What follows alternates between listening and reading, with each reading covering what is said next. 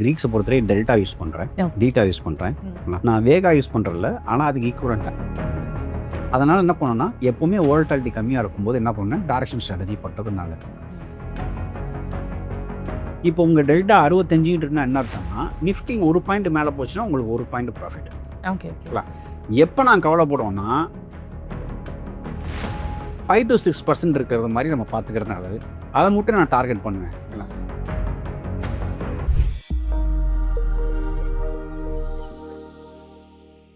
Hello ஜீபு viewers, நான் உங்கள் விஜய் கண்மணி. So ட்ரேடிங்கில் வந்து லாஸ் ஆகுறது இண்டஸ்ட்ரி பேஸ் பண்ணியோ இல்லை மார்க்கெட் பேஸ் பண்ணி மட்டும் இல்லை, அதில் இருக்கிற எக்கச்சக்கமான கிரீக்ஸ் நம்மளுக்கு தியரியில் மட்டும் தெரியறதுனால ஒரு மிகப்பெரிய ப்ராப்ளமாக இருக்குது. ஸோ இன்னைக்கு நம்ம full time trader ID Jagan sir ட்ரேடிங்கில் என்னென்ன கிரீக்ஸ் இருக்குது, அந்த கிரீக்ஸை தெரியா மட்டும் பார்க்காம மார்க்கெட்டில் எப்படி ஒரு ஃபுல் டைம் ட்ரேடராக நம்ம அதை அணுகணும் அப்படின்றத ரொம்ப கிளியராக சொல்ல போகிறாரு. ஸோ அவர்கிட்ட பேசலாம். வணக்கம் சார். வணக்கம். எப்படி இருக்கீங்க சார்? நல்லா இருக்கேன். நீங்கள் எப்படி இருக்கீங்க? நான் ரொம்ப நல்லா இருக்கேன் சார். சார், இப்போ மார்க்கெட்டில் எக்கச்சக்க கிரீக்ஸ் இருக்குது. டெல்டா, காமா, தீட்டா, வேகா அப்படின்னு சொல்லி நிறைய விஷயங்கள் இருக்குது. இது நம்ம தியரியாவும் நம்ம படிப்போம், ட்ரேடிங் நம்ம வரப்போகிறதெல்லாம் கற்றுக்கணும்னு. ஆனால் இந்த கிரீக்லாம் எந்த மாதிரி ட்ரேடர்ஸ்க்கு யூஸ்ஃபுல்லாக இருக்குது சார்?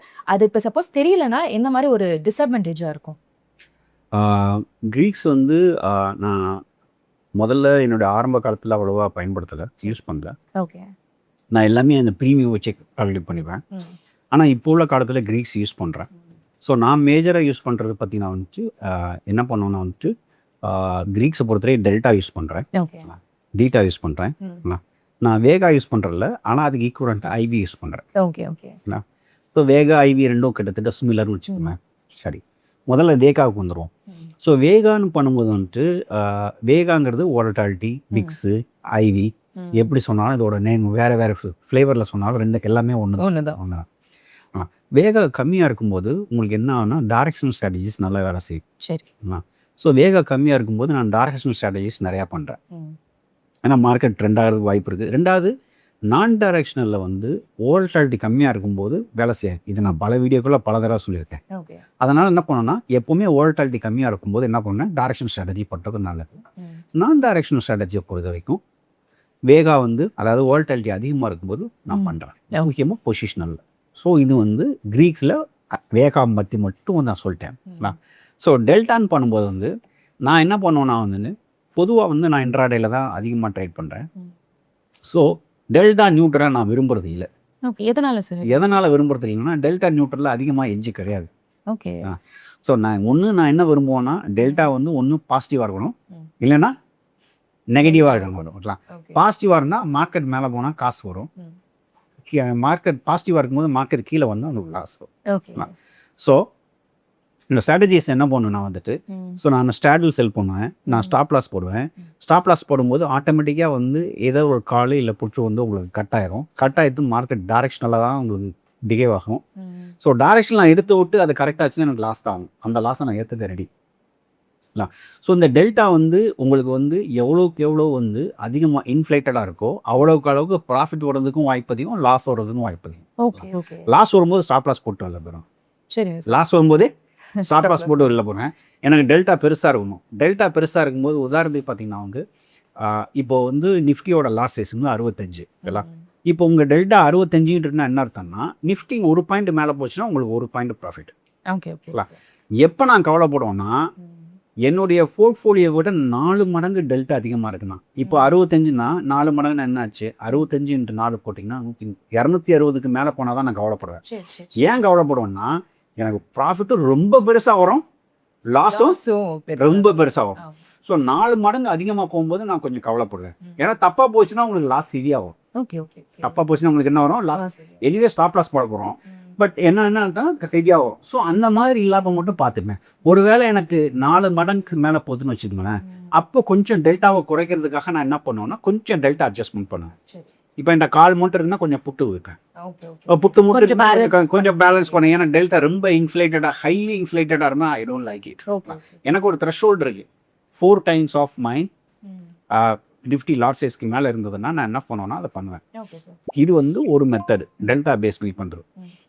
தீட்டாவை பொறுத்த வரைக்கும் நான் என்ன சொல்லுவேன்னா யூஸ்வலாக எக்ஸ்பைரி டே அன்னைக்கு தான் தீட்டா யூஸ் பண்ணுறேன், மத்தியானத்துக்கு மேலே தான் யூஸ் பண்ணுறேன். ஸோ என்னுடைய மாடல் என்னென்னா கிட்டத்தட்ட நீங்கள் ப்ரீமியம் வந்து நீங்கள் கால் புட்டு செல் பண்ணி ப்ரீமியம் கலெக்ட் பண்ணிட்டே இருப்பீங்க இல்லையா, கலெக்ட் பண்ணிட்டே இருப்பீங்க. ஆப்ஷன் செல் பண்ணும்போது ப்ரீமியம் உங்கள் பாக்கெட்டில் வந்துட்டே இருக்கும், கலெக்ட் பண்ணிட்டே இருக்கீங்க. எண்ட் ஆஃப் த டேல எங்கே செட்டில் ஆகுதோ அதை பொறுத்து நீங்கள் என்ன பண்ணணும்னா செட்டில்மெண்ட் ஆகும். இந்த ப்ரீமியம் கலெக்ஷன் பார்த்தீங்கன்னா வந்து கிட்டத்தட்ட வந்து 5%லேருந்து 6% ஆஃப் யுவர் கேபிட்டல் கிட்ட இருக்கிறது நல்லது. அதிகமாக இருந்ததுன்னா நல்லது கிடையாது, கம்மியாக இருந்தாலும் நல்லது கிடையாது. 4%க்கு கீழே இருந்தாலும் அது நல்லது கிடையாது, 6%க்கு மேலே இருந்தாலும் நல்லது இல்லையா. அந்த 5 ஆமாம், இதுதான் வந்து டைம் டிகேன்னு சொல்லக்கூடிய தீட்டா. ஸோ தீட்டாவோட கலெக்ஷன் எப்போவுமே பார்த்தீங்கன்னா ஒரு 5 to 6% இருக்கிறது மாதிரி நம்ம பார்த்துக்கிறது நல்லது. அதை மட்டும் நான் டார்கெட் பண்ணுவேன். ஒருவேளை எனக்கு ப்ரீமியம் அதிகமாக இருக்குது அப்படின்னாலும் என்ன பண்ணுவேன்னா பொசிஷனை குறைச்சிட்டுவேன். ஒருவேளை எனக்கு ப்ரீமியம் வந்து ரொம்ப குறையா இருக்குது, 1% தான் இருக்குது அப்படின்னா என்ன பண்ணலாம், இன்னும் கொஞ்சம் என்ன பண்ணலாம், செல் பண்ணிக்கலாம். ஸோ இதை வந்து மேனேஜ் பண்ணிக்கலாம். ஸோ இப்படி தான் நான் பார்க்குறேன். ஸோ நான் டெல்டா யூஸ் பண்ணுறேன், வேகா யூஸ் பண்ணுறேன், தீட்டாவும் யூஸ் பண்ணுறேன். ரோங்கிறது ரொம்ப இரலவெண்ட்டு, அது ரொம்ப மைல்டாக தான் இருக்கும். ஸோ அது இன்ட்ரெஸ்ட் பேஸ் பண்ணி வர்றது, ஆர்பிஐயில் ரேட் கட் பண்ணி வர்றது, அது அவ்வளோ இம்பார்ட்டன்ட் கிடையாது. இந்த 3 பேராமீட்டர் யூஸ் பண்ணலாம். Okay sir. சார் காமாவை பற்றி எப்படி பார்க்குறீங்க, நீங்கள் அதை யூஸ் பண்ணுறீங்களா? காமாங்கிறது இந்த ரேட்டிங் சேஞ்ச் இன் டெல்டான்னு சொல்லுவாங்க. டெல்டா எவ்வளோ ஃபாஸ்ட்டாக மூவ் ஆகுதோ அதுதான் காமான்னு சொல்கிறது. சொல்லிட்டு ஸோ ஆக்சலரேஷன் சொல்லுவாங்க, எவ்வளோ வேகமாக போகுது அப்படின்னு போகிறது முக்கியம் கிடையாது, எவ்வளோ வேகமாக போகுது அப்படிங்கிறது தான் முக்கியம். எவ்வளோ வேகமாக வந்து ஒரு ஸ்பீடு சுவிட்ச் வராது, அதுதான் வந்து உங்களுக்கு வந்து காமாங்கிறது. இது யூஸ்வலாக வந்து எக்ஸ்பைரி பக்கத்தில் முக்கியமாக வந்து நம்ம டைம் டிக்கெட் சொன்னோம் இல்லையா, எக்ஸ்பைரி அன்னைக்கு கடைசி 2 hours தான் நடக்கும். எல்லாம் இந்த காமாவுக்கு பயந்துக்கிட்டு என்ன பண்ண மாட்டாங்க, வந்துட்டு இந்த நான் டைரக்ஷன் ஸ்ட்ராட்டஜி பண்ண மாட்டாங்க. ஆனால் அங்கே தான் ஒரு தப்பு பண்ணுறாங்க. இது என்னென்னா 5% ஆஃப் த டைம் வந்து காமா வந்து உங்களை வந்து ஆப்ஷன் செல் பண்ணும்போது உங்களை கஷ்டப்படுத்தும். ஓகேங்களா? அதுக்கு பயந்துக்கிட்டே 95% உள்ளே போக மாட்டாங்க. ஆனால் காமா எப்போ வரும்னு யாருக்குன்னே தெரியாது. திடீர்னு அதாவது ₹1 ஆப்ஷன் ₹100 போகும், ₹100 ஆப்ஷன் ₹1 வரும். ஓகே ஓகே ஓகே, அது ஒரு பெரிய ஆப்பர்ச்சுனிட்டி. ஆனால் எப்போ வரும் நம்மளுக்கு வந்து எப்போ வரும்னு தெரியாது. ஏன்னா வந்துட்டு நம்ம செல் பண்ணுறதுனால எல்லாம் மைந்து போயிருப்பாங்க. ஏன்னா செல் பண்ணுறது கம்மியான திரும்பி செல் பண்ணுவாங்க, திடீர்னு போயிருமோ அப்படின்ட்டு.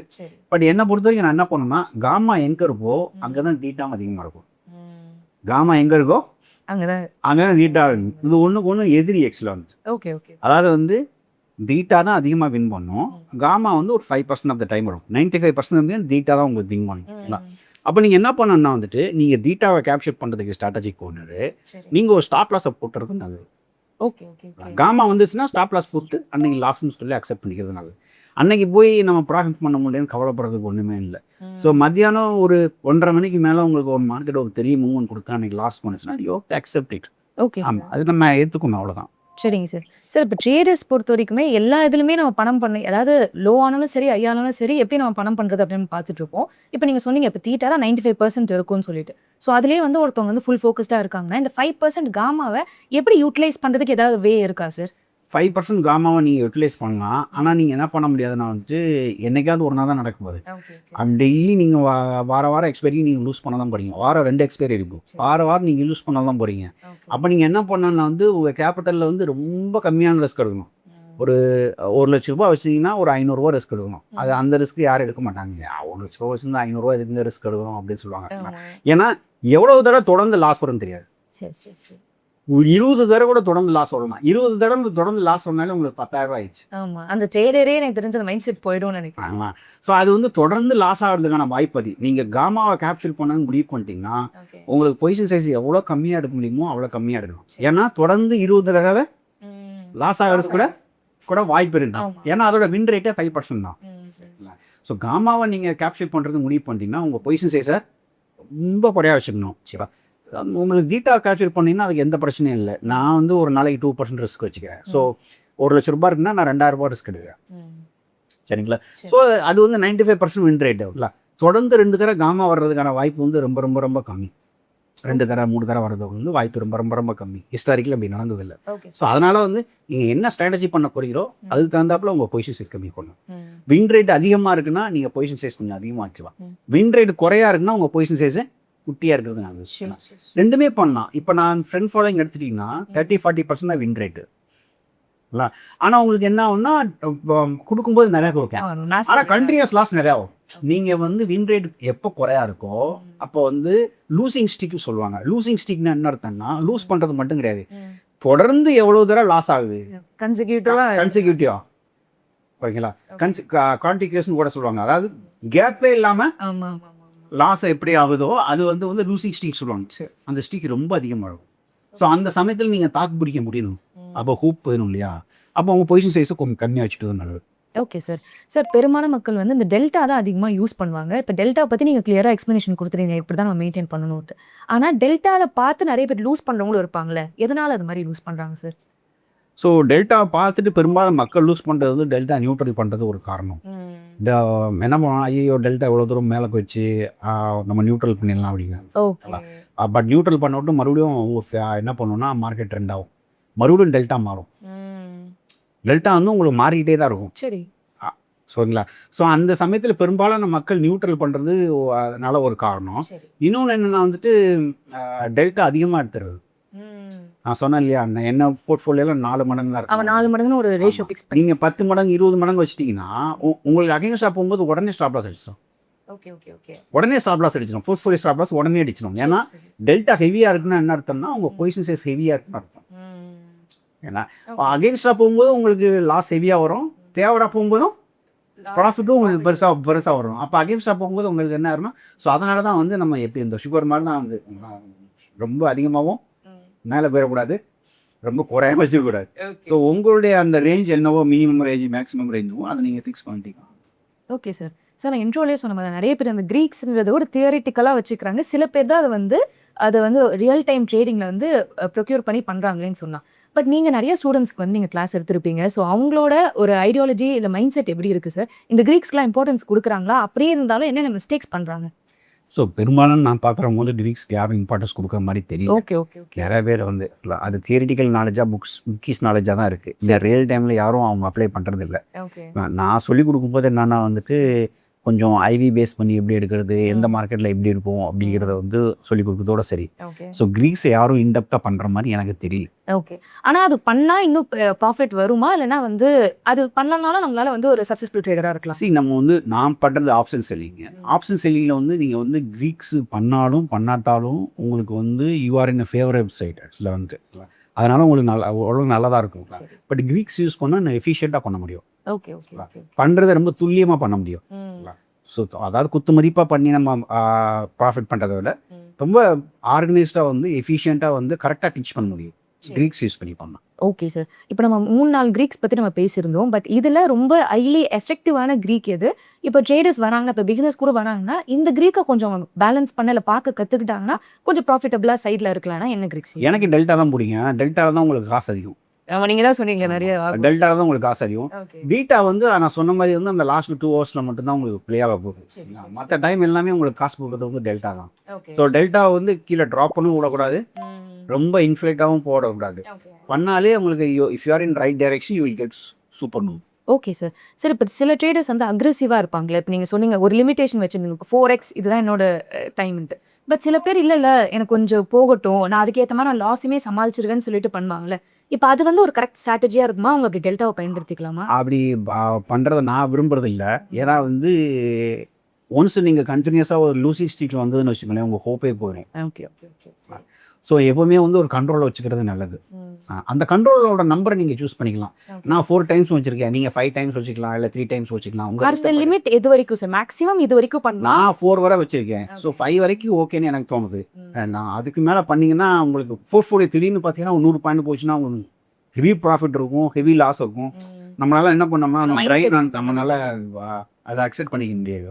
சார் நிறைய கிரீக்ஸ் பற்றி நம்ம பேசியிருந்தோம். ஸோ அது வந்து தியரியை மட்டும் இல்லாமல் ப்ராக்டிக்கலாக எப்படி அப்ளை பண்ணலாம், நீங்கள் எப்படி அப்ளை பண்ணுறீங்க, எந்த மாதிரி வந்து இப்போ பார்க்குற ஆடியன்ஸுமே வந்து பெனிஃபிட் ஆகணுன்ற மாதிரி தெளிவாக சொல்லிட்டீங்க. Thank you for this conversation sir. நன்றி.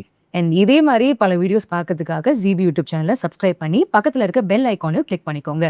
தேங்க்யூ.